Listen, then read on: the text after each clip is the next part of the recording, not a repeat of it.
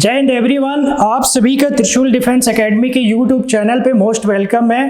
बच्चों, आज air force Agniveer Y group का बहुत अच्छे हम 10 क्वेश्चन लेके आए हैं अर्थमेटिक का, जो हमें मोस्ट प्रोबेबल है कि ये हमें एग्जाम में ज़रूर पूछेगा। देखिए, बहुत इंपॉर्टेंट क्वेश्चन है। जो पहला क्वेश्चन है बच्चों, देखिए क्या है हमारा। पहला हमारा ट्रिग्नोमेट्री से हाइट एंड डिस्टेंस का क्वेश्चन है। यहाँ पे देखते हैं, पढ़ते हैं। क्या है? 72 मीटर ऊंचे एक मीनार के शीर्ष का इमारत के ऊपर तथा नीचे से उन्नयन कोण क्रमशः 30 डिग्री और 60 डिग्री है। इमारत की ऊंचाई मीटर में क्या है? इंग्लिश वर्जन भी पढ़ सकते हैं आप। वैसे पढ़ाने का मोड मेरा बाइलिंगुअल होता है, कोई दिक्कत नहीं होनी है। क्या लिखा है? The angle of elevation of the top and bottom of the tower from 72 metres high from the top and bottom of the building 30 and 60 degree respectively. What is the height of the building? यहाँ पे देखिए, angle of elevation of top of a tower. यहाँ पे Hindi version, थोड़ा English version गलत है। यहाँ पे सिर्फ टॉप है। Top of a tower 72 metres high high from the top and bottom of the building 30 degree and 60 degree respectively. What is the height of the building लिखा हुआ है। यहाँ पे थोड़ा सा करेक्शन था हमारा, ये सिर्फ टॉप है यहाँ पे। तो देखिए बच्चों, यहाँ पे क्या है, हमें दिया हुआ है कि 72 मीटर का एक क्या है, मीनार है, टावर है। कितना उसकी हाइट है? 72 मीटर। ये हमारा हो गया एक मीनार जिसके हाइट कितना है? 72 मीटर। ठीक है। और उसके बाद से इसका जो टॉप का जो हमारा एंगल ऑफ एलिवेशन है, कहाँ से? तो इमारत से। इमारत के ऊपर तथा नीचे का उन्नयन कोण क्रमशः 30 और 60 है। तो देखिए, हमारा एक इमारत हो गई। ठीक है। इमारत के टॉप से जब हम देख रहे हैं किसके, मीनार के शीर्ष को, तो इसका उन्नयन कोण कितना है? 30 डिग्री। कितना हो गया? 30 डिग्री। एंगल ऑफ एलिवेशन बोलते हैं। कितना हो गया? 30 डिग्री। ठीक है। और जब हम बॉटम से देख रहे हैं, इमारत के किस में देख रहे हैं? बॉटम से। इमारत के बॉटम से जब इसको टॉप को, मीनार के टॉप को देख रहे हैं, तो एंगल ऑफ एलिवेशन कितना है? 60 डिग्री है। कितना है? 60 डिग्री।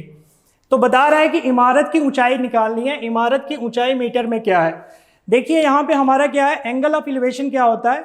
जब हम नीचे से, जैसे हम कुछ ऊपर देखना चाह रहे हैं, वो क्या होगा? एंगल ऑफ एलिवेशन होगा। जैसे यहाँ पे हमारी आँख है, देखिए यहाँ पे हम खड़े हैं और ये मीनार है। मीनार की जो हाइट है ना, उसको हमें देखना है, तो हमें क्या करना पड़ेगा? गर्दन ऊंची करनी पड़ेगी। देखिए, इसमें ऊंचा करना पड़ेगा, तो ये हमारा जो होगा, ये हमारा क्या हो गया? क्षैतिज रेखा हो गई, हॉरिजॉन्टल लाइन हो गई। ये हमारा क्या हो गया? आई साइट हो गया। ये हमारी आई साइट हो गई। यानी इसको देखने के लिए हमें गर्दन ऊपर करनी पड़ेगी, तो इसके बीच में जो एंगल बनेगा ना, वो 60 डिग्री होगा। इसी को बोलते हैं एंगल ऑफ एलिवेशन। और एक होता है एंगल ऑफ डिप्रेशन। जब हम क्या करते हैं, ऊपर से देखते हैं नीचे किसी चीज़ को, तो क्या होता है? एंगल ऑफ डिप्रेशन होता है। तो यहाँ पे 30 डिग्री हमारा क्या है? इमारत के हम शीर्ष से जब मीनार के शीर्ष को देख रहे हैं, तो एंगल ऑफ एलिवेशन कितना बन रहा है? 30 डिग्री। और जब हम इमारत के जो हमारा बॉटम है, वहां से हम जब मीनार के शीर्ष को देख रहे हैं, तो एंगल ऑफ एलिवेशन कितना हो रहा है? 60 डिग्री। तो क्या हो जाएगा? बताना हमें इसकी इमारत की हाइट कितनी है। तो सपोज करिए इमारत की हाइट कितनी है? h मीटर है। कितना हो गया? h metre. तो बच्चों, यहाँ पे देख रहे हैं कि एक हमारा ये क्या बन रहा है? एक रेक्टेंगल बन रहा है। तो रेक्टेंगल के आमने सामने की साइड क्या होती है? इक्वल होती है। तो जब ये h है, तो यहाँ से लेके यहाँ तक की हाइट भी कितनी हो जाएगी? h हो जाएगी। क्लियर है? कितनी हो जाएगी? h। और यहाँ पे अगर हम पूछे, इसको नोटेशन दे दीजिए, a हो गया, यहाँ पे क्या हो गया? b हो गया। ठीक है, b हो गया। और देखिए यहाँ पे क्या हो जाएगा? c हो गया। ये कितना हो गया? d। और ये क्या हो गया? e हो गया। ऐसे नोट कर लीजिए। अब यहाँ से देख रहे हैं कि जो ED की हमारी हाइट होगी, वही हाइट किसकी होगी? BC की भी होगी। कितना हो जाएगा? h है, तो ये भी h हो जाएगा। अगर हम AB की हाइट निकालना चाहें, तो पूरा 72 है। ये पूरी हाइट कितनी है? 72 है। पूरी हाइट 72 है। AC की हाइट कितनी है? 72 है। तो AB की हाइट कितनी हो जाएगी? हम पूछे AB की हाइट, तो कितना हो जाएगा? 72 और माइनस कितना? h। होगा कि नहीं? ये किसकी हाइट निकलेगी? AB की हाइट निकल जाएगी। अब इसमें हम ट्रिग्नोमेट्री लगा देंगे। और देखिए, यहाँ से यहाँ तक DC की जो लेंथ होगी, इसको सपोज कर लिए कितना है? x है। तो जो हमारी DC की लेंथ होगी, वही लेंथ किसकी होगी? EB की होगी। तो अगर हम DC की लेंथ निकालना चाह रहे हैं बच्चों, तो देखिए ट्रायंगल ADC लेंगे और इसमें एक ट्रिग्नोमेट्री लगा देंगे। क्या? tan ले लेंगे। tan 60 degree. तो tan 60 क्या होता है? लंब बटे आधार होता है। यानी लेंथ अपॉन क्या होता है? बेस होता है। परपेंडिकुलर अपॉन बेस होता है। यानी कि tan 60 ले लेंगे। कितना? tan 60 कितना हो जाएगा? tan 60 equal to length upon क्या होता है? बेस होता है, या परपेंडिकुलर अपॉन बेस होता है। तो 72 अपॉन कितना हो जाएगा? x हो जाएगा। 72 अपॉन x हो जाएगा। क्लियर है? tan 60 की वैल्यू कितनी होती है? √3। कितना होता है? √3 इक्वल टू कितना हो जाएगा? 72 अपॉन x। तो हम पूछे x इक्वल टू कितना हो जाएगा, तो x इक्वल टू हो जाएगा 72 अपॉन कितना अंडर रूट थ्री। देखिए 72 को किस में ब्रेक करते हैं, लिख सकते हैं 24 इंटू 3, लिखेंगे कि नहीं, कितना हो जाएगा 24 इंटू 3, 24 इंटू 3 और 3 को हम लिखते हैं √3 इंटू कितना √3 इंटू √3 और अपॉन कितना हो जाएगा √3 होगा। यहाँ से देखिए √3 से √3 कैंसिल हो जाएगा, कितना हो जाएगा 24√3 बनेगा ना, यानी कि x की वैल्यू आ गई कितना 24√3, इसकी वैल्यू हो गई 24√3, तो इसकी भी वैल्यू कितनी हो जाएगी 24√3। देखिए एक रेक्टेंगल है और रेक्टेंगल में क्या होता है, आमने सामने की जो साइड होती है वो इक्वल होती है। अब यहाँ पे देखिए इसकी हाइट अगर हमें निकालना है, यहाँ से देखिए ए बी की लेंथ कितनी है 72 माइनस h है, बेस कितना हो गया 24√3। अगेन यहाँ पे एक हम 1030 ले लेंगे तो हमारी हाइट निकल जाएगी। 1030 इक्वल टू कितना होता है बताइए, 1030 इक्वल टू कितना हो जाएगा h माइनस 72 अपॉन कितना 24√3 और हमें पता है 1030 इक्वल टू कितना होता है 1/√3, कितना होता है 1/√3 इक्वल टू h माइनस 72 और अपॉन कितना 24√3 होगा। देखिए 23 से अंडर रूट 3 कैंसिल हो गया, यहाँ से ये कितने आएगा 24 यहाँ पे आएगा और 72 क्या हो जाएगा, सॉरी 72 माइनस h है यहाँ पे, इसको कर लीजिए कितना है 72 माइनस h है,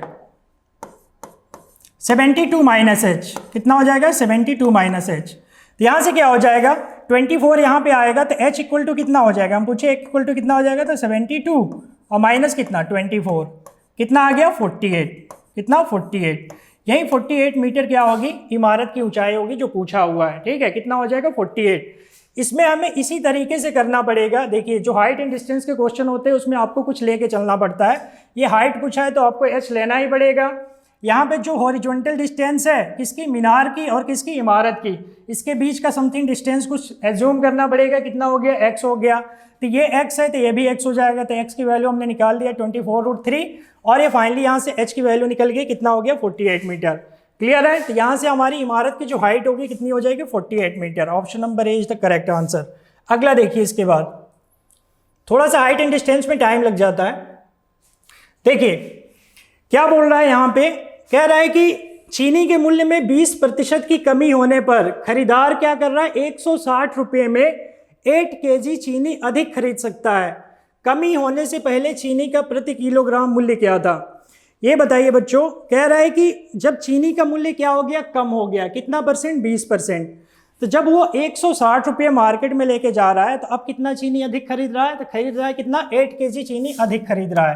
कब, जब मूल्य में क्या हो गया, जब प्राइस में रिडक्शन हो गया, कितने परसेंट का 20% का। तो देखिए अगर हमारा 20% ना रिडक्शन होता प्राइस में और ना ही वो 8 kg ज़्यादा खरीदता, तो यहाँ पे एक डायरेक्ट रिलेशन आ रहा है कि नहीं बताइए, यानी कि 20% इक्वल टू कितना 8 kg बोल सकते हैं डायरेक्ट, क्योंकि 20% बढ़ा तो इधर क्या हो गया हमारा 8 kg ज़्यादा खरीदने लगा, सॉरी 20% क्या हो गया है, कम हुआ है ना, 20% कम हुआ है तो 8 kg क्या हो गया ज़्यादा खरीदने लगा है, तो बोलेंगे 20% इक्वल टू कितना 8 kg के, कितना 8 kg के, 20% इक्वल टू कितने के 8 kg के, डायरेक्ट बोलेंगे। अब यहाँ से क्या निकाल लेंगे 100% निकाल लेंगे, 100% निकालेंगे तो ये कितना हो जाएगा, देखिए 20 से 100 बनाया तो इंटू 5 करना पड़ा, 100% ज़रूर निकालना पड़ेगा, तो 8 में भी क्या करेंगे इंटू 5 कर देंगे तो कितना हो जाएगा 40 kg, कितना हो गया 40 kg। समझिए यहाँ पे जो 100% निकालते हैं ना बच्चों वो क्या है 40 kg है, और ये हमारा क्या होता है न्यू कंजप्शन होता है, नई खपत, याद रखिएगा ये हमेशा जो आता है ना क्या आता है नई खपत, क्या आता है नई खपत, न्यू कंजप्शन है, क्या है न्यू कंजप्शन। ये जब भी 100% निकालते हैं इसको हमें देखना पड़ेगा, ये हमेशा क्या होता है नई खपत देता है जब भी 100% निकालते हैं। तो कितना आ गया 100% इक्वल टू 40 kg के। अब यहाँ पे हम पूछे ये बताइए पुरानी खपत कितनी होगी, यानी कि ओल्ड कंजप्शन कितना था, यानी कि प्राइस को डिप्रिशिएट होने से पहले इसका ओल्ड कंजप्शन कितना था। तो जैसे प्राइस कम हुआ है तो ये 8 kg अधिक खरीदने लगा है, इसका मतलब ये 8 kg अधिक खरीद रहा है तो 40 kg खरीद रहा है। तो हम पूछे बताइए ओल्ड कंजप्शन कितना होगा, इनिशियल कंजप्शन कितना होगा, यानी कि पुरानी खपत कितनी हो जाएगी, पूछेंगे पुरानी खपत बताइए, पुरानी खपत तो कितना हो जाता बच्चों 8 कम हो जाता, 8 क्या हो जाता कम हो जाता है, यानी कि 40 - 8 होता, कितना होता है 32 kg, कितना होता है 32 kg, यानी कि यही 32 kg पहले खरीदा है और जैसे 20% की कमी आई है तो 8 kg ज़्यादा खरीदने लगा तो 40 kg नई खपत हो गई, यानी कि पुरानी खपत कितनी है 32 kg है। अब लेके मार्केट में जा रहा है तो पूछा हुआ है कि कमी होने से पहले प्रति किलोग्राम मूल्य क्या था, यानी कि रिडक्शन से पहले, ठीक है, रिडक्शन से पहले कितने यहाँ मूल्य, तो पुरानी खपत इसके लिए जानना जरूरी है, यानी कि पुरानी खपत कितनी हो जाएगी 32 kg, कितना हो जाएगा 32 kg। और कितना लेके जा रहे थे आप, लेके जा रहे थे 160 रुपये, तो पुराना मूल्य अगर निकालना होगा, क्या निकालना होगा, पुराना मूल्य। पुराना मूल्य कितना हो जाएगा, तो आप लेके जा रहे हैं कितना बताइए, आप लेके जा रहे थे कितना 160 रुपये मार्केट में और खरीद के लेके आ रहे थे कितना 32 kg लेके आ रहे थे, कितना 32 kg, तो मूल्य कितना हो गया, कितना हो जाएगा बताइए, 10 ये हो जाएगा और 2 ये, फिर 2 से ये 5 बार में कितना हो गया 5 kg, ठीक है। पुराना kg कितना हो जाएगा, पुराना जो मूल्य हो गया 5 रुपीज़ पर kg, 5 रुपीज़ पर kg, यानी कि पुराना मूल्य होगा वो कितना हो जाएगा 5 रुपीज़ पर kg, ये आंसर हो जाएगा पुराना मूल्य, ठीक है। पुराना मूल्य कितना हो जाएगा 5 रुपीज़ पर kg, ये हमारा हो गया आंसर नंबर करेक्ट। क्वेश्चन कौन सा हो जाएगा, option number A is the correct answer. इसके बाद से अगला देख लीजिए, इसके बाद से अगला देखिए क्या बोल रहा है बच्चों, बोला है कि a shopkeeper gets 40% profit after giving 30% discount on the price of an article. कह रहा है कि the mark price is how many % more than its cost price. देखिए जब भी आप कहीं शॉपिंग में जाते हैं कि नहीं शॉपिंग करने, जब मॉल वगैरह में जाते हैं तो देखिए उस पर क्या लिखा होता है, एक मार्क प्राइस लगा होता है, उसको बोलते हैं अंकित मूल्य, हिंदी में क्या बोलते हैं, अंकित मूल्य, मार्क प्राइस, ठीक है। तो मार्क प्राइस जब भी होता है ना वो सीपी से ज़्यादा होता है। आप किसी चीज़ में खरीदेंगे, किसी रुपये में खरीदेंगे, कितना और रुपये में, अब आप उसको लेबल एक दे देंगे बढ़ा करके और उस मार्क प्राइस पर ही क्या देंगे, डिस्काउंट देते हैं। जो डिस्काउंट आप जाते हैं शॉपिंग मॉल में, जो लेबल होता है ना वो क्या होता है, मार्क प्राइस, और उस पर कहता है कि नहीं हम 10% का ऑफर दे रहे हैं, 20% का ऑफर दे रहे हैं, देता है कि नहीं। तो सीपी कुछ और होता है, मार्क प्राइस कुछ और होता है, जब डिस्काउंट देता है तो सेलिंग प्राइस कुछ और होगा। तो जो सीक्वेंस होता है ना बच्चों वो क्या होता है, देखिए पहले सीपी आएगा, क्या आएगा सीपी, फिर लेबल देंगे उसको यानी मार्क प्राइस अंकित मूल्य देंगे और इस पे डिस्काउंट देंगे तो हमारा क्या निकलेगा, एसपी निकलेगा।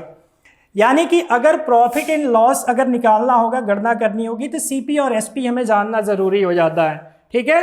लेकिन डिस्काउंट अगर जानना है तो डिस्काउंट हमेशा किस पे दिया जाता है, मार्क प्राइस पे दिया जाता है। किस पे, मार्क प्राइस पे, इसी पे डिस्काउंट दिया जाता है। किस पे, मार्क प्राइस पे हमेशा डिस्काउंट दिया जाता है, अंकित मूल्य पे। और हमारा जो अंकित मूल्य पे डिस्काउंट देने के बाद से जितने में बेचेंगे उससे हम सीपी से देख लेंगे कितना ज़्यादा है या कितना कम है। अगर सीपी से ज़्यादा है इट मीन्स प्रॉफिट है, सीपी से कम है इसका मतलब क्या हो गया, लॉस हो गया, ठीक है। तो इसमें क्या हो जाएगा, देखिए सीपी को हम क्या मानेंगे बच्चों, सीपी को एज्यूम करेंगे कितना 100, सीपी मान लीजिए कितना था 100 था, सीपी आपका कितना था 100 था, 100 रुपये में खरीदे थे। कह रहा है कि 40% प्रॉफिट इस पे अर्न कर रहा है जब 30% का डिस्काउंट दे रहा है। तो एमपी कुछ होगा कि नहीं होगा, इसका एमपी नहीं पता अभी, ठीक है। लेकिन एसपी तो हम निकाल सकते हैं ना, एसपी तो हम निकाल सकते हैं बच्चों। देखिए जब 100 रुपये की हमारी खरीदारी है और कह रहा है कि 40% लाभ ले रहा है, इसका मतलब 140 पे बेचा होगा, एग्री है, बताइए कितना हो जाएगा, 140 हो जाएगा, ठीक है। एसपी हमारा डायरेक्ट बोलेंगे 140। अब 140 एसपी है हमारा, इसका मतलब कि समथिंग मार्क प्राइस होगा, उसी पे डिस्काउंट दिया होगा तो 140 में बेचा होगा, क्लियर है। तो अंकित मूल्य निकालना है तो अंकित मूल्य मतलब मार्क प्राइस, इसको मानिए कितना, एक्स मानिए, और एक्स पर ही क्या दिया होगा, डिस्काउंट दिया होगा। कितने % का डिस्काउंट दे रहा है, तो 30% का डिस्काउंट दे रहा है। तो समझिए जब 30% का डिस्काउंट दे रहा है इसका मतलब क्या हो गया, वो क्या हो गया बताइए, इसका मतलब 70% पे बेचा होगा। आप समझ सकते हैं, जो भी मार्क प्राइस होगा ना, कह रहा है कि हम 30% का डिस्काउंट देंगे, तो 30% का डिस्काउंट देगा इट मीन्स कितने % में बेचेगा, 70% में बेचेगा, क्लियर है। तो जो भी मार्क प्राइस होगा उसका 70% अगर निकाल लेते हैं तो हमारा सेलिंग प्राइस निकल जाएगा, क्लियर है ना। यानी कि मार्क प्राइस हमारा है कितना, एक्स है, और इसका 70% पर ही बेचेगा तो 70%, एक्स का 70% क्या निकल जाएगा, सेलिंग प्राइस निकल जाएगी। क्या निकलेगी, सेलिंग प्राइस। तो सेलिंग प्राइस तो है ही, हमें पता है 140 के बराबर हो जाएगा, क्लियर है। अगर हम यहाँ से पूछें x इक्वल टू कितना होगा तो 2 बार में कैंसिल होगा, तो x इक्वल टू कितना हो गया बताइए 200, कितना हो गया 200, यानी कि मार्क प्राइस कितना होगा 200 होगा, यानी कि x की वैल्यू कितनी हो गई 200 हो गई। तो क्वेश्चन में पूछा हुआ है उसका अंकित मूल्य क्रय मूल्य से कितना अधिक है, यानी कि अंकित मूल्य यानी मार्क प्राइस क्रय मूल्य से कितना अधिक है, तो मार्क प्राइस 200 है और हमारा सीपी कितना है 100 है, तो 100 से 200 है तो सीधे 100% ज़्यादा है ना, कितना है 100% ज़्यादा है, तो आंसर कितना हो जाएगा 100%, यानी कि जो मार्क प्राइस है सीपी से कितना है 100% ज़्यादा है। Option A is the correct answer. इसके बाद से देखिए अगला क्वेश्चन, अगला क्वेश्चन देखिए, बिल्कुल ऐसे ही क्वेश्चन आएंगे एग्जाम में, देख लीजिए क्या लिखा है, 20 संख्याओं का औसत क्या है 35 है, बाद में यह पता चलता है कि औसत निकालते समय एक संख्या 85 को गलती से 45 पढ़ा गया, सही औसत क्या होगा। देखिए जो भी हमें एवरेज दे रखा है ना उसमें एरर है, क्योंकि उसमें जो रियल डेटा था उसकी जगह पे हम कुछ और पढ़ लिए हैं, कुछ और ले लिए हैं, तो पक्का है कि जो हमारा एवरेज निकला वो इनकरेक्ट होगा, होगा कि नहीं होगा। तो हमें करेक्ट एवरेज निकालना है। करेक्ट एवरेज कैसे निकालेंगे देख लीजिए, हमें पता है एवरेज इक्वल टू क्या होता है बच्चों, एवरेज इक्वल टू क्या होता है, एवरेज इक्वल टू होता है, एवरेज इक्वल टू होता है sum of all numbers, sum of all numbers divided by कितना हो जाएगा टोटल नंबर्स, डिवाइडेड बाई क्या होता है टोटल नंबर्स, टोटल नंबर्स यानी कि संख्याओं का कुल योग डिवाइडेड बाई संख्याओं की संख्या, ठीक है ना, कितनी संख्या है वो हम क्या कर देंगे यहाँ पे कि उससे डिवाइड कर देंगे तो एवरेज निकल के आ जाता है। अब हम पूछे यहाँ से कि सम ऑफ ऑल नंबर्स कैसे निकालेंगे, तो हमें एवरेज दिया होगा, टोटल नंबर में मल्टीप्लाई कर देंगे एवरेज से तो सम निकल जाएगा, यानी कि सारी संख्याओं का योग निकल जाएगा, निकलेगा। तो यहाँ पे बच्चों हमें दे दिया है कि 20 संख्याओं का औसत कितना है 35 है, तो 20 संख्याओं का औसत 35 है, इसका मतलब हमें एवरेज दे रखा है 35 और टोटल नंबर्स पता है हमें कितने हैं 20 है, ठीक है 20 है। तो यहाँ से हम क्या निकाल लेंगे सम ऑफ ऑल नंबर्स निकाल लेंगे, तो सम बराबर कितना हो जाएगा, देखिए सम अगर सारे नंबर्स का 20 संख्याओं का योग अगर हम निकालना चाहे तो 20 संख्या है और एक एवरेज कितना है 35 है, तो कितना आ गया 700 आ गया, कितना 700, यही 700 हमारा क्या होगा एवरेज होगा, क्या होगा एवरेज, सॉरी एवरेज नहीं होगा, कितना होगा सम होगा, यही 700 क्या हो जाएगा सम होगा, यानी सारी संख्याओं का योग होगा 20 संख्याओं का योग, तो कितना आ जाएगा। लेकिन ये जो सम आया है ना बच्चों ये इनकरेक्ट है, क्या है इनकरेक्ट है, क्योंकि इसमें 85 को गलती से 45 पढ़ा गया है, यानी कि 45 वाला नंबर इसमें ऐड है। तो अगर हम करेक्ट सम निकालना चाहें तो 45 को हमें बाहर करना पड़ेगा, जो करेक्ट है उसको अंदर करना पड़ेगा, यानी 85 को लेना पड़ेगा, 45 को क्या करना पड़ेगा बाहर। तो जो करेक्ट सम कितना आएगा,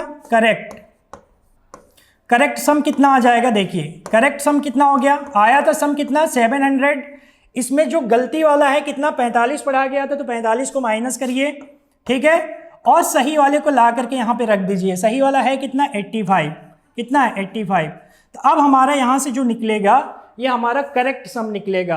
करेक्ट सम कितना आ गया, देखिए कितना गैप है इसमें 40 का गैप है, कितना है 40 का गैप है, तो 40 इसमें ऐड कर देंगे तो कितना हो जाएगा 740, कितना हो गया 740, देखिए कितना आ जाएगा 740।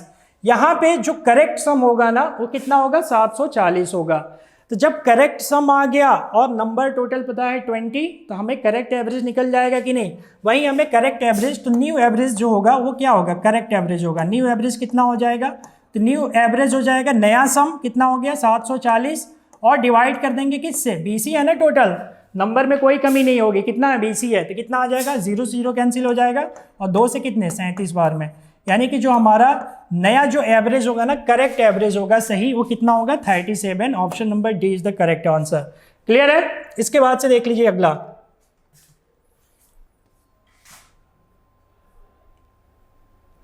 हाँ क्वेश्चन नंबर 5 देखिए।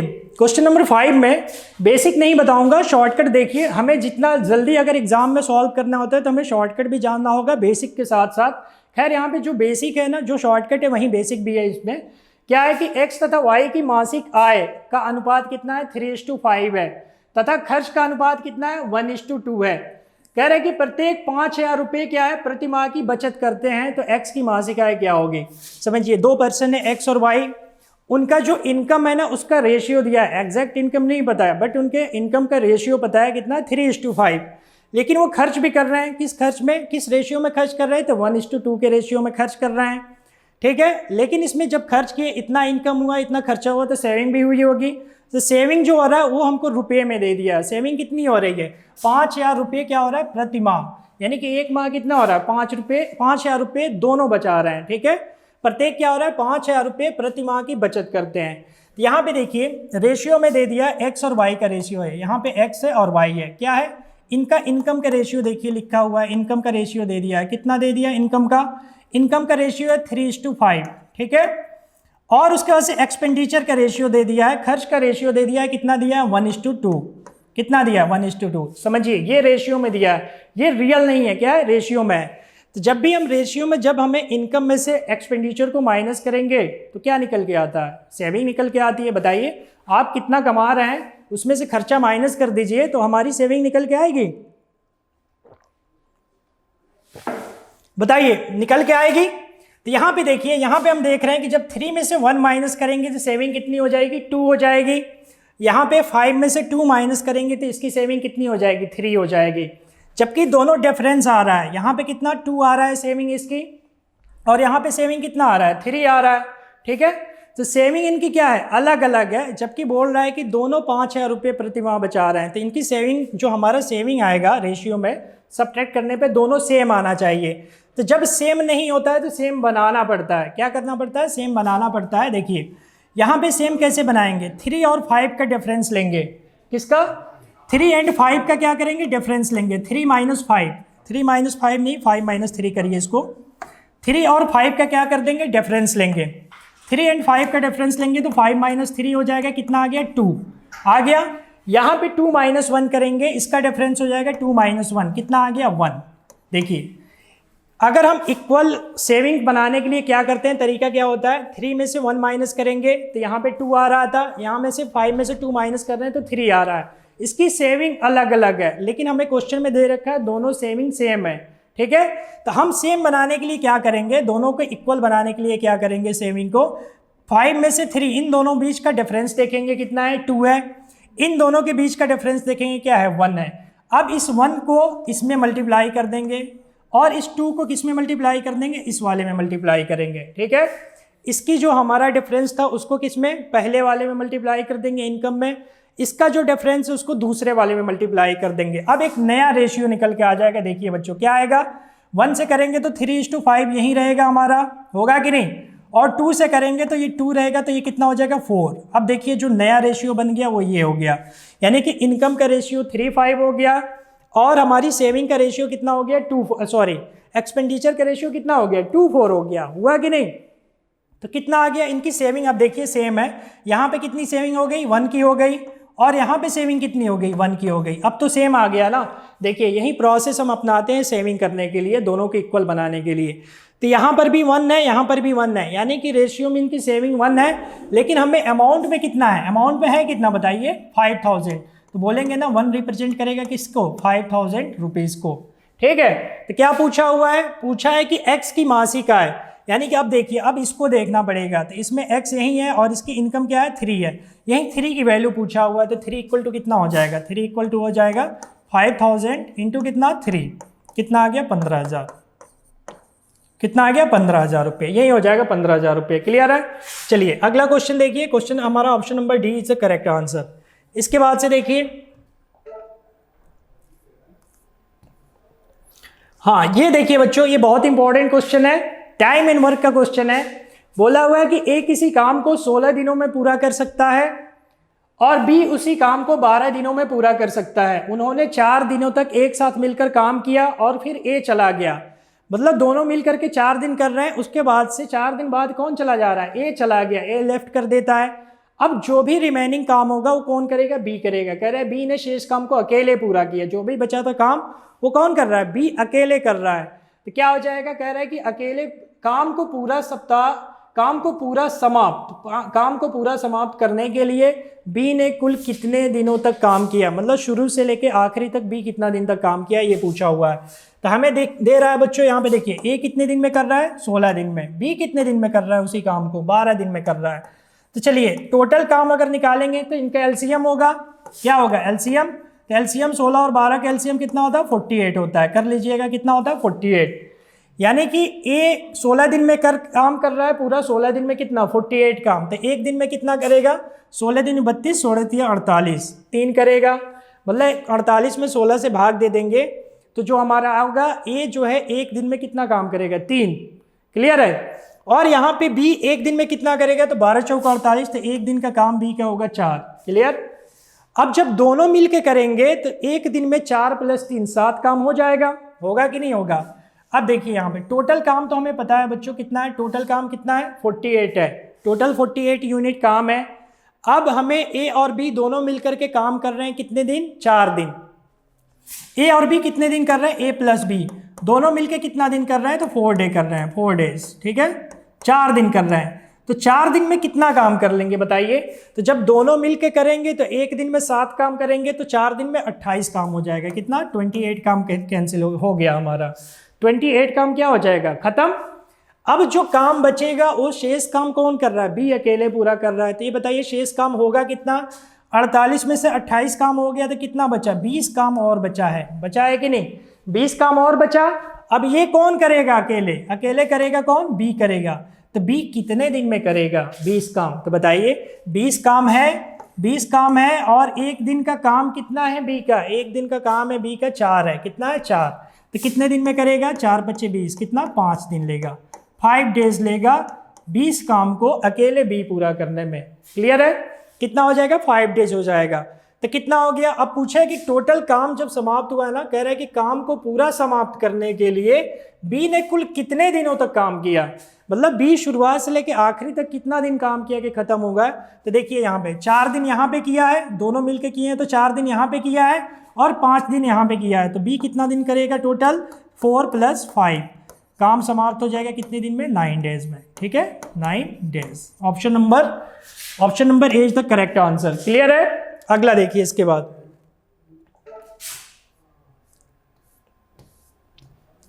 अगला देखिए बच्चों क्या बोल रहा है, एक समचतुर्भुज का परिमाप कितना है 240 मीटर है और कि नहीं दो समांतर भुजाओं के बीच की दूरी कितना है 20 मीटर है। कह रहा है कि समचतुर्भुज का क्षेत्रफल कितना वर्ग मीटर है। देखिए समचतुर्भुज का मतलब क्या होता है, रोम्बस जैसे स्क्वायर होता है ना वैसे रोम्बस होता है, लेकिन स्क्वायर में क्या होता है बच्चों, स्क्वायर में क्या होता है कि सारे साइड्स एक दूसरे से कितने पे मिले होते हैं 90 डिग्री पे। रोम्बस में ऐसा नहीं होता, रोम्बस में भी चारों साइड इक्वल होते हैं। देखिए हम रोम्बस बना देते हैं, कैसे होता है रोम्बस, इस तरीके का, ठीक है ये रोम्बस हो गया। देखिए चारों साइड इक्वल दिख रहे हैं हमें, चारों साइड इक्वल है ABCD, A B और C और D। ये बताइए जब इसका पेरीमीटर हमें दे दिया है कितना 240 मीटर, तो हम पूछे यहाँ पे साइड कितनी होगी, तो 4 साइड है तो 4 × A, 4 × साइड होता है बराबर कितना 240। तो एक साइड जो होगा A होगा, A कितना होगा 60 मीटर का, क्लियर है ना। यानी कि प्रत्येक साइड कितनी होगी 60 की, ये भी होगी 60 मीटर, ये भी 60 का होगा, ये भी 60 होगा और ये भी 60 होगा, पेरीमीटर होंगे 60-60 के, क्लियर है। अब कह रहा है कि समांतर भुजाओं के बीच की दूरी कितनी है 20 मीटर है, तो 20 मीटर है तो दूरी कैसे निकालते हैं बच्चों, जैसे ये समांतर भुजा होगी AB और क्या CD, इसकी प्रॉपर्टीज वगैरह सब किस में ज्योमेट्री में बताया जाता है, यहाँ पे जितना जरूरी है उसको देखिए। तो ये जो होता है ना, कभी भी हम वर्टेक्स से सामने वाली भुजा पर जब परपेंडिकुलर डालते हैं तो यही दूरी होती है, दो भुजाओं के बीच की दूरी हमेशा परपेंडिकुलर होती है। क्या होती है परपेंडिकुलर, जब वो परपेंडिकुलर है तभी वो दूरी कहलाएगा। तो अगर हम पूछे यहाँ पे AB और CD के बीच की दूरी कितनी होगी, तो AB और CD के बीच की दूरी कितनी हो जाएगी, तो दूरी निकालने के लिए हम परपेंडिकुलर ड्रॉ करेंगे, तो यही दूरी है हमारा, ठीक है इसको मान लीजिए E, ठीक है यानी कि D हमारी दूरी है और ये कितना दे दिया 20 दे दिया, 20 मीटर है। दो समांतर भुजाओं की दूरी कितनी है 20 मीटर है, तो हमें बेस पता चल गया देखिए 60 मीटर और इनकी दूरी पता चल गई 20 मीटर। तो जो समांतर चतुर्भुज का एरिया होता है ना, सॉरी समांतर नहीं है, समांतर चतुर्भुज नहीं है, समचतुर्भुज है, ठीक है ना, रोम्बस है समचतुर्भुज। क्या होता है बेस इंटू हाइट होता है, क्या होता है बेस इंटू हाइट। तो बेस ये हो गया हमारा 60, हाइट हो गई 20, यानी कि 60 गुणे कितना हो जाएगा 20, कितना आ जाएगा 6 दूनी 12, 1200 मीटर स्क्वायर, एरिया है ना तो 1200 metre square. Option number B is the correct answer. ठीक है, अगला देख लीजिए बच्चों। अगला देख लीजिए, a radius of a right circular cylinder is 3 centimetre and its curve surface area is 60 pi centimetre square. ठीक है, the volume of the cylinder is, ठीक है, यहाँ पे देखिए सिलेंडर कैसे होता है। सिलेंडर हमारा क्या होता है, इसका बेस और टॉप क्या होता है, सर्कुलर होता है, ये सिलेंडर होता है। जब सर्कुलर है तो पक्का है कि इसकी कुछ रेडियस होगी, रेडियस ये होता है, और यहाँ पे भी ये रेडियस है तो ये भी रेडियस उतना ही होगा, और इनके बीच की अगर हाइट बोलेंगे तो ये पूरा हाइट हो जाएगा। देखिए सिलेंडर की क्या होती है, हाइट होती है। तो बोल रखा है, क्या दिया है, रेडियस दे दिया, आर बराबर कितना दे दिया, 3 सेंटीमीटर, 3 सेंटीमीटर, और वक्र पृष्ठ का क्षेत्रफल दे रखा है 60 पाई। वक्र पृष्ठ का क्षेत्रफल क्या होता है, 2 पाई आर एच। कितना होता है, 2 पाई आर एच। क्या होता है, सिलेंडर का वक्र पृष्ठ का क्षेत्रफल होता है 2 पाई आर एच। कितना दे दिया, 60 पाई। देखिए पाई से पाई कैंसिल हो जाएगा, आर की वैल्यू दे दिया है 3, 2 into 3 into H equal to कितना, 60, यानी कि एच बराबर कितना हो जाएगा, 10 सेंटीमीटर। 10 सेंटीमीटर मिल गया, यानी कि सिलेंडर की हाइट पता चल गई कितना, 10 सेंटीमीटर, रेडियस हमें पता है 3। तो क्या पूछा है, वॉल्यूम पूछा हुआ है। तो वॉल्यूम इक्वल टू होता है पाई आर स्क्वायर एच। क्या होता है, पाई आर स्क्वायर एच। तो पाई को पाई रहने दीजिए, क्योंकि आंसर पाई में दिया है तो 22/7 रखने की जरूरत नहीं है। पाई में दिया है, इंटू आर कितना है, आर हमारा रेडियस है 3 का स्क्वायर हो जाएगा, और इंटू कितना हो जाएगा 10, कितना हो गया 90 पाई। 90 पाई कितना हो जाएगा, सेंटीमीटर क्यूब। वॉल्यूम है ना, सेंटीमीटर क्यूब हो जाएगा। Option number A is the correct answer. देखिए इसके बाद से देख लीजिए,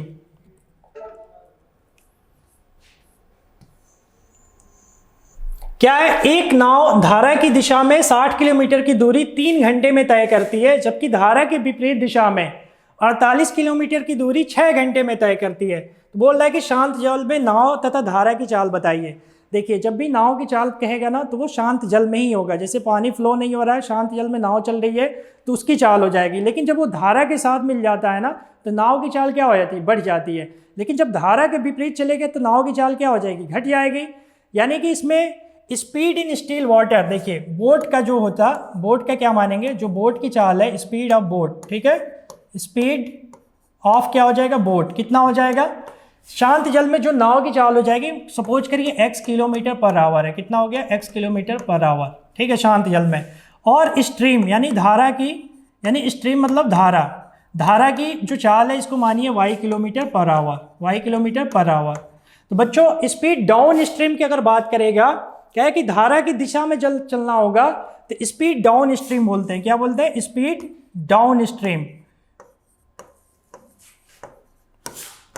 स्पीड डाउन स्ट्रीम हो जाएगा, कितना हो जाएगा, तो दोनों के ऐड कर देते हैं, यानी कि x प्लस वाई दोनों के ऐड कर देंगे। और स्पीड अगर अप स्ट्रीम की बात करेंगे, यानी कि धारा के विपरीत की बात होगी, अप स्ट्रीम, अप स्ट्रीम, तो कितना हो जाएगा, x माइनस वाई, कितना हो जाएगा, x माइनस वाई। जब डाउन स्ट्रीम कहेगा तो इनका क्या हो जाएगा, दोनों को ऐड कर लेंगे x plus Y. Downstream upstream कहेगा तो दोनों को माइनस कर दें, x माइनस वाई। अब हमें ये क्या दे दिया, स्पीड है तो डिस्टेंस अपॉन टाइम होता है, और डिस्टेंस है कितना पहले वाले केस में, कितना है, जब हमारा 60 है धारा के अनुकूल, यानी कि डाउन स्ट्रीम 60 किलोमीटर जा रहा है 3 घंटे में, तो कितना आ गया बताइए, यानी कि 20 kilometre per our, 20 kilometre per our क्या हो जाएगा, इसकी डाउन स्ट्रीम हो गई, डाउन स्ट्रीम स्पीड हो गई। यहाँ पे कितना हो जाएगा, x माइनस वाई है, x minus Y upstream में कितना 48 किलोमीटर जा रहा है, कितने घंटे में, 6 घंटे में, कितना हो जाएगा 8 किलोमीटर पर आवर, ठीक है। अब यहाँ पे देखिए दो इक्वेशन बना, x plus Y equal to 20 kilometre per hour, एक आ गया x minus Y equal to 8 kilometre per our.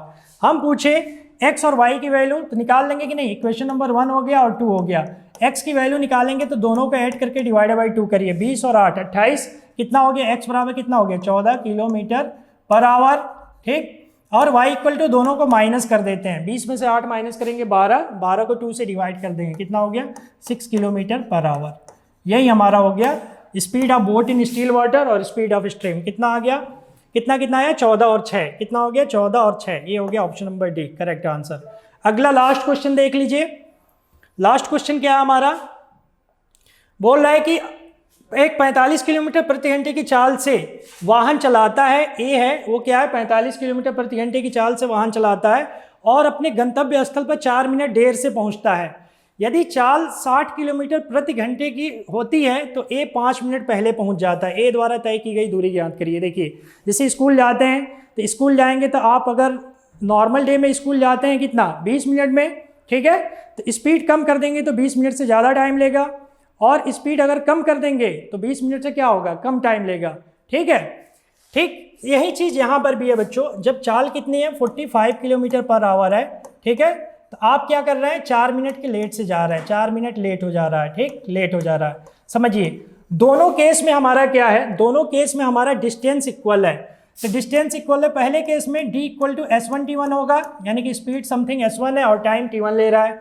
दूसरे केस में भी यही हमारा डिस्टेंस है तो इसमें S2 T2 हो गया, हुआ कि नहीं, स्पीड कुछ दूसरी है और टाइम कुछ दूसरा ले रहा है। यहाँ पे केस बना बच्चों, दोनों d equal to S1 T1 है, d equal to S2 T2 है, यानी कि केस जो बना क्या हो गया, S1 T1 इक्वल टू कितना, S2 T2 का केस बन गया, S2 T2 का केस बन गया। क्लियर है? यहाँ पे देखिए ये बना हमारा केस। तो क्या हो जाएगा, मान लीजिए कि इसकी जो हमारा है ना, जो एक्चुअल जो टाइम ले रहा है वो कितना है, t है, कितना, एक्चुअल जो टाइम है, एक्चुअल जो टाइम है वो कितना है, एक्चुअल टाइम कितना है, t है, कितना है, t है। तो जब हमारा स्पीड कितना है, स्पीड है 45, ठीक है, स्पीड कितना है 45, तो क्या बोल रहा है कि 4 मिनट देर से पहुंचता है, यानी कि एक्चुअल टाइम तो t था, तो 4 मिनट देर से पहुंचेगा तो t + 4 टाइम ले लेगा, लेगा कि नहीं लेगा, इक्वल टू जब इसकी चाल हो जा रही है 60 किलोमीटर प्रति घंटा तो 5 मिनट पहले पहुंच जाता है। तो जब 60, अगर S2 की वैल्यू 60 हो गई तो क्या कर रहा है, जो हमारा एक्चुअल टाइम है उससे पहले ही पहुंच गया, कितना, 5 मिनट पहले, यानी कि अब टाइम लेगा t-5। सॉल्व कर लेंगे, 15 × 45, 15 चौको 60, t की वैल्यू निकालिए, 3t कितना हो जाएगा, 3t अब प्लस कितना हो जाएगा 12 इक्वल टू कितना 4t और माइनस कितना 20 होगा ना। तो यहाँ से 3t 4t उधर जाएगा तो t इक्वल टू कितना हो जाएगा, t इक्वल टू हो जाएगा हमारा 20, इधर आ जाएगा तो कितना हो जाएगा 20 और 30 कितना हो जाएगा 32 मिनट, 32 क्या हो जाएगा मिनट, ठीक है, 32 मिनट हो गया, यानी कि टाइम 32 मिनट हो गया। अब अगर हम निकालना चाहें बच्चों, क्या पूछा हुआ है, डिस्टेंस कितनी है, तो ये भी तो डिस्टेंस है ना, यही तो डिस्टेंस है S1 T1, किसी को भी लेके सॉल्व कर लीजिए आ जाएगा। तो डिस्टेंस पूछ रहा है तो d equal to S1 T1 ले लेते हैं, S1 T1 यही वाली किसी को भी लेंगे सेम आएगा। S1 था कितना 45 और टाइम कितना था, तो t + 4, t आ गया कितना 32 और प्लस कितना 4, कितना आ गया देखिए, और ये मिनट में है, तो मिनट में है तो कितना हो जाएगा, घंटे में चेंज करेंगे तो 60 से डिवाइड कर देंगे क्योंकि हमारा किलोमीटर पर आवर है, तो 45 और गुणे कितना हो जाएगा 36 बटे कितना 60, ठीक है, 15 चौको 60 और 15 तिया कितना 45 और 4 से कितने बार में 9 बार में, 9 कितना हो गया 27 kilometre is the correct answer. देखिए 27 किलोमीटर क्या हो जाएगा, option number C is the correct answer. Okay, thank you, clear है ना, बताइए, ऐसे शॉर्टकट से हम करेंगे जल्दी से सॉल्व हो जाएगा। Thank you. जहां बनते हैं देश के गौरव, इंडिया का एकमात्र ऐसा कोचिंग इंस्टीट्यूट जहां कैडेट्स को ट्रेन किया जाता है आने वाले डिफेंस एग्जाम के अनुसार। अगर आपका भी सपना है भारतीय सेना में शामिल होकर देश की सेवा करने का, तो आज ही ज्वाइन करें त्रिशूल डिफेंस एकेडमी।